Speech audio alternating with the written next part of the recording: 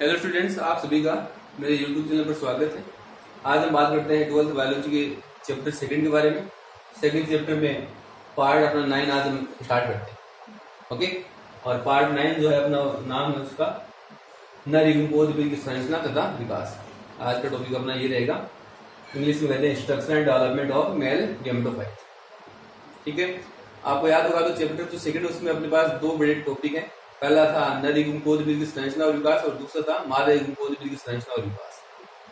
पहला जो पार्ट है वो आज अपना कंप्लीट हो जाएगा, नर एवं पौधों की संरचना और विकास वो अपना यहाँ से कंप्लीट हो जाएगा। ठीक है, नर एवं पौधों क्या है और इसकी संरचना किस प्रकार से होगी और इसका विकास किस प्रकार से होगा, इस पूरे टॉपिक को हम कुछ डायग्राम की सहायता से यहाँ से लेंगे। ठीक है, सबसे पहले आपको बता दूं कि जो नर एवं पौधों जो होता है वो क्या होता है। तो जैसे कि हम पढ़ते आ रहे हैं पिछली क्लासेस में, नाम आ रहा बार बार परागकण। परागकण जो परागकोश के अंदर बनते हैं और परागण क्रिया के द्वारा वो स्त्रीकेसर के वर्तिकाग्र पर पहुंचते हैं। परागकोश होगा वहां से परागकण निकलेंगे और स्त्रीकेसर के वर्तिकाग्र पर स्थानांतरित होते हैं। उस प्रक्रिया को हम परागण कहते हैं। ठीक है, तो परागकण जब वर्तिकाग्र पर पहुंच जाते हैं तो उनका वहां पर होता है अंकुरण। परागकणों का अंकुरण कहाँ होगा? वर्तिकाग्र पर। और जब परागकणों का अंकुरण होता है तो परागकण जो होंगे उनसे एक नलिका का निर्माण होगा, उसे हम कहेंगे पराग नलिका। ठीक है, जैसे ये डायग्राम है आपके सामने, 3 डायग्राम यहाँ पर है। ये एक परागकण की स्ट्रक्चर मैंने बनाई है। ठीक है, इस परागकण में से ये परागकण यहाँ पर है, ये मैंने परागकण यहाँ लिखा है। ये परागकण जो होगा इसमें ये यहाँ जनन छिद्र है।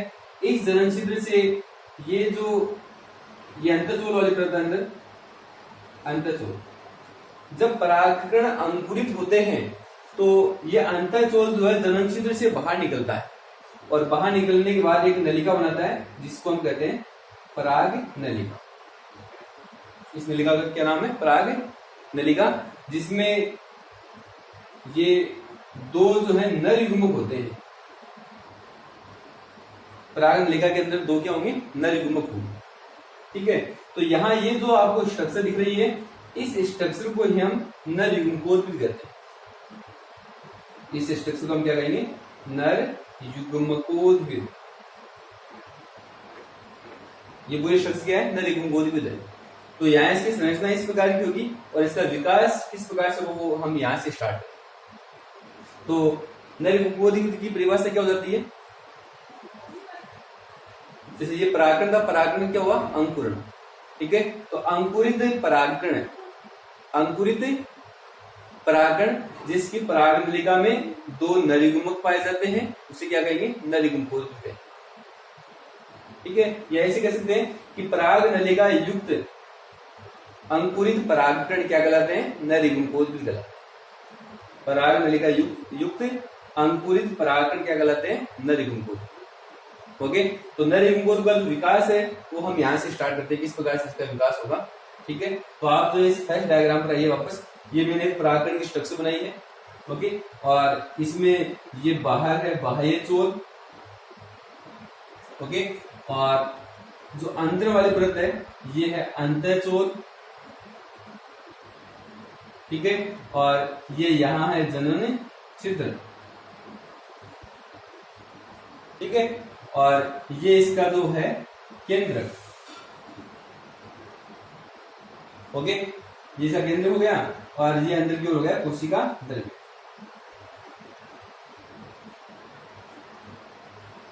ठीक है, ये इसका कोशिका द्रव्य हो गया। क्लियर है सभी के? चलिए, ये परागकण की स्ट्रक्चर हो गई। इसी परागकण से हम नर युग्मकोद्भिद का विकास करें। ठीक है, जब मैंने परागकण की संरचना को बताई थी तो आपको कहा था कि जो परागकण होते हैं वो नर युग्मकोद्भिद की प्रथम कोशिका होते हैं। परागकण नर युग्मकोद्भिद की प्रथम कोशिका है। तो ये यहाँ मैंने नर युग्मकोद्भिद बताया आपको, इसकी प्रथम कोशिका कौन है? परागकण है। मतलब परागकण जो वो नर युग्मकोद्भिद का जो विकास है वो प्रारंभ करेंगे। तो ये तो एक परागकण की संरचना होगी। अब आगे क्या होगा? ये इसका जो केंद्रक जो होता है, इस केंद्रक में विभाजन होगा। परागकण का जो केंद्रक होगा इसमें क्या होगा? विभाजन, और विभाजन से दो केंद्रक बनेंगे। विभाजन से दो केंद्र बनेंगे। एक केंद्र बड़ा बनेगा जिसको आप कहेंगे कायिक केंद्रक,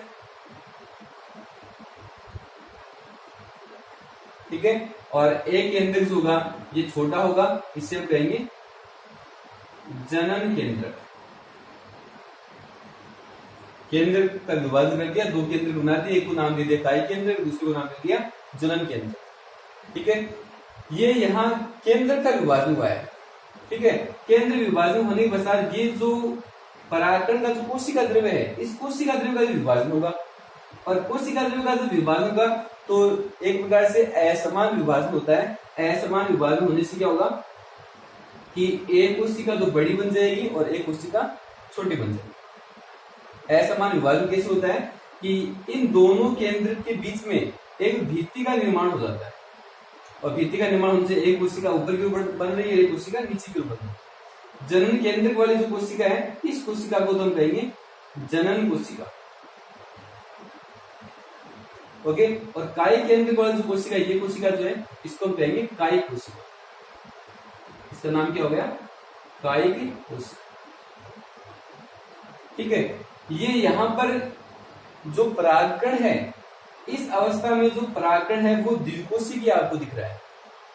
द्विकोशिकीय अर्थ यहाँ परागकण में दो कोशिकाएं हैं, एक जनन कोशिका और दूसरी कायिक कोशिका, और दो ही केंद्र हैं, एक कायिक केंद्र और एक जनन केंद्र। अर्थात हम कह सकते हैं कि ये जो स्ट्रक्चर है वो परागकण की द्विकोशिकीय और द्विकेंद्र की अवस्था है, ठीक है। अधिकांश जो पादप है उनमें परागण की जो क्रिया है वो इस द्विकोशिकीय अवस्था में होती है। परागण की क्रिया जो है वो इस द्विकोशिकीय अवस्था में होगी। कहने का अर्थ ये है कि जब ये जो स्ट्रक्चर बन जाती है, इसमें आपको दो केंद्र दो कोशिकाएं दिखाई दे रही है, इस अवस्था में परागकोश से परागकण निकलेंगे और वो वर्तिकाग्र पर ट्रांसफर होंगे। लगभग 60% जो पुष्पीय पादप हैं उनमें इस द्विकोशिकीय अवस्था में परागण की क्रिया पाई जाती है। तो द्विकोशिकीय अवस्था से आप ध्यान रखना कि एक परागकण जो होगा उसमें एक कायिक कोशिका पाई जाएगी, एक जनन कोशिका पाई जाएगी। कायिक कोशिका बड़ी होगी, जनन कोशिका छोटी होगी, ठीक है। कायिक कोशिका आप ऊपर की दिख रही है, बड़ी है, ठीक है। इसका जो केंद्र का प्रारंभ में जो गोल रहता है और बाद में किसी भी आकृति का रूप जो वो धारण कर लेता है, अनियमित आकृति का हो जाता है। और नीचे वाली जो जनन कोशिका है, ये जो जनन कोशिका है, इसमें कोशिका जो है, कोशिका कई रूप अपने जीवन काल में लेती है। कोशिका की जो जीवन काल की जो अवस्था है उसमें वो कई आकृति रूप जो धारण करती है। जैसे प्रारंभ में ये जो जनन कोशिका है ये प्रारंभ में गोल होगी, ठीक है, और फिर जो है लेंस के आकार की हो जाएगी, ठीक है, कर्मी रूपी हो जाएगी, तर्क रूपी हो जाएगी। इसका जो कर्मी रूपी रूप है, मतलब कोशिका जब लंबी हो जाती है तो उसे हम कहते हैं कर्मी रूपी रूप। कीड़े जैसी आकृति, लंबी आकृति हो जाती है। तो कर्मी रूपी अवस्था में ये जो जनन कोशिका जो है ये पराग नलिका में प्रवेश करती है। कर्मी रूपी अवस्था में, कर्मी रूपी अवस्था जो होगी इसमें जनन कोशिका जो वो पराग नलिका में प्रवेश करती है। कैसे प्रवेश करती है अगले डायग्राम से आपको बताएंगे, ठीक है। तो यहाँ ये परागकण की द्विकोशिकीय अवस्था, इसको आप ध्यान रखेंगे। एक बड़ी कोशिका जिसको हमने नाम दिया कायिक कोशिका, और एक छोटी कोशिका जिसको हमने नाम दिया है जनन कोशिका। कायिक कोशिका में जो केंद्र है उसका नाम कायिक केंद्र है, जनन कोशिका में जो केंद्र उसका नाम जनन केंद्र, ठीक है। चलिए, विकास की जो अगली अवस्था जो उसमें क्या होगा, ये जो परागकण जो होगा जब वर्तिकाग्र पर स्थानांतरित हो जाता है तो वर्तिकाग्र पर कुछ नमी पाई जाएगी, वहां पर सरगराएं भी होंगी, और नमी और सरगरा को अवशोषित करने के पश्चात जो है ये जो परागकण जो है इनका जो आयतन जो बढ़ जाता है, इनका अंदर का जो कोशिका द्रव्य जो बढ़ जाता है, और उस दौरान कोशिका द्रव्य जो होगा वो इस अंतःचोल पर दाब लगाएगा। कोशिका द्रव्य जो बढ़ेगा तो इस अंतःचोल पर दाब लगाएगा, और दाब लगने से क्या होगा, ये अंतःचोल जो है इस जनन छिद्र से बाहर आएगी। जैसे इस डायग्राम में देखिए आप, ये कायिक केंद्र है और ये जनन केंद्र है, ठीक है। तो जब कोशिका जो बढ़ेगा तो ये अंतःचोल जो है, ये अंतःचोल वाला भाग ही जनन छिद्र से नलिका के रूप में बाहर निकलेगा, और इसी भाग को हमने क्या नाम दिया था, पराग नलिका। अर्थात जो पराग नलिका है उसका निर्माण किसके द्वारा होगा, अंतःचोल के द्वारा होगा। पराग नलिका का निर्माण कौन करेगा? अंतःचोल वाला भाग करेगा। और अंतःचोल भी कौन सी कोशिका का भाग है?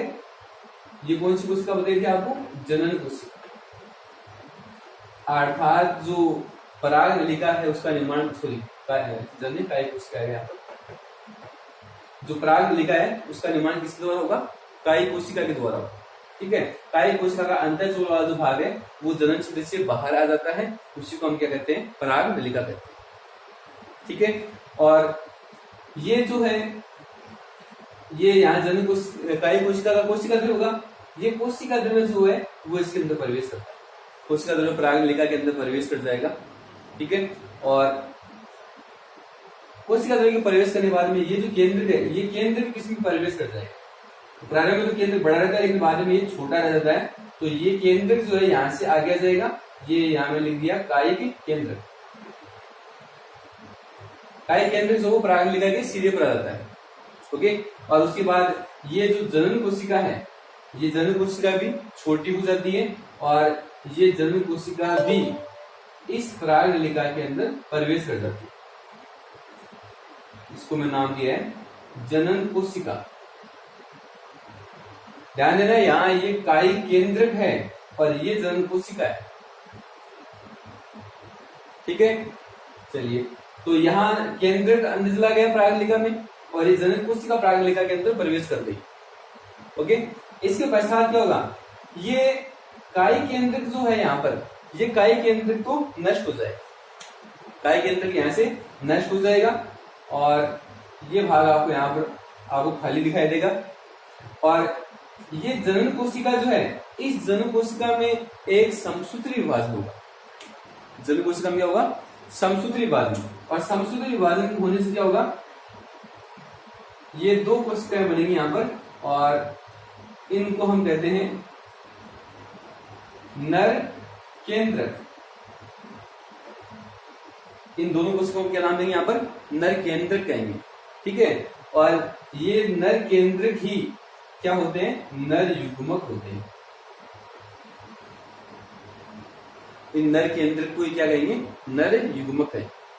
तो यहाँ पर जो है जो परागकण जो था वो अंकुरित हो जाता है, उसका अंकुरण पूरा हो जाएगा, पराग नलिका का निर्माण हो जाएगा और पराग नलिका के अंदर दो नर केंद्र पाए जाएंगे। अर्थात नर केंद्र युक्त अंकुरित परागकण जिसमें पराग नलिका पाई जाती है वो भाग क्या कहलाता है? नर युग्मकोद्भिद कहलाता है। ये सीधी भाषा में कह सकते हैं कि जो अंकुरित परागकण होगा उसे क्या कहेंगे? नर युग्मकोद्भिद कहेंगे। और अंकुरित होने का अर्थ ये है कि इसमें पराग नलिका पाई जाएगी और पराग नलिका होगी तो आपको ध्यान रखना है कि पराग नलिका के अंदर क्या पाए जाएंगे? दो नर केंद्र पाए जाएंगे।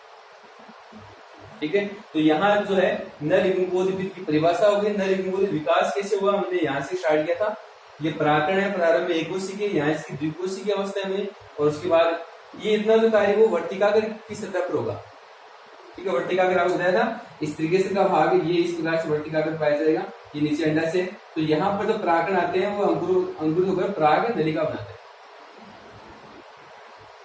तो परागकणों का अंकुरण कहाँ होगा? स्थिति लोकेशन क्या है उसकी? तो ये कौन सा भाग है? वर्तिकाग्र। ध्यान रखना है कि परागकणों का अंकुरण कहाँ होगा? वर्तिकाग्र की सतह पर। ठीक है, और ये नर युग्मकोद्भिद संरचना विकास यहाँ पर पूरा हुआ। यहाँ आपको ध्यान रखना है कि दो कोशिका है, कायिक कोशिका और जनन कोशिका। कायिक कोशिका बड़ी है, जनन कोशिका छोटी है। जो कायिक कोशिका जो है वो बड़ी है तो आपको पता होगा कि कोशिका बड़ी है तो उसमें कोशिका द्रव्य भी अधिक होगा, उसमें आरएनए भी अधिक होगा, उसमें प्रोटीन भी अधिक होंगे। और ये जनन कोशिका जो छोटी है तो इसमें कोशिका द्रव्य कम होगा, प्रोटीन की मात्रा भी कम पाई जाएगी, आरएनए भी कम पाया जाएगा। बट आपको ध्यान रखना है कि डीएनए की जो मात्रा है वो समान पाई जाएगी। इस कोशिका में इस कोशिका दोनों में डीएनए कैसा होगा? समान मात्रा में पाया जाएगा। ठीक है, ये नर युग्मकोद्भिद का विकास कंप्लीट है। अगली जो अपनी क्लास होगी उसमें नर युग्मकोद्भिद के विकास के लिए हम कौन कौन से टॉपिक पढ़े हैं वो सारे एक साथ एक सारांश एक समरी के रूप में आपको बताएं। ठीक है, उसमें आपको पूरा जो पार्ट क्लियर हो जाएगा। जैसे कि हमने परागकोश से स्टार्ट किया था और परागकोश से स्टार्ट करने के बाद हमने यहाँ पर अंकुरण किया परागकण का और नर युग्मकोद्भिद का विकास किया। तो फर्स्ट पार्ट से इस 9th पार्ट तक कौन कौन से टॉपिक आए हैं, कौन कौन से पार्ट अपने बीच पढ़े हैं, उन सभी का एक समरी हो जाएगा, एक सारांश हो जाएगा, जिससे आपको ये इतना जो टॉपिक है वो इजीली समझ में आ जाएगा। ओके, और उसके बाद हम मादा युग्मकोद्भिद प्रारंभ करेंगे। इस स्ट्रक्चर में, डायग्राम में, टॉपिक में कोई आपको समस्या हो तो आप कमेंट के द्वारा बता सकते हैं। ठीक है, और आज के लिए बस इतना ही होगा। ठीक है, जो भी अपना टॉपिक होगा तो अपने अगली क्लास में। ठीक है, धन्यवाद।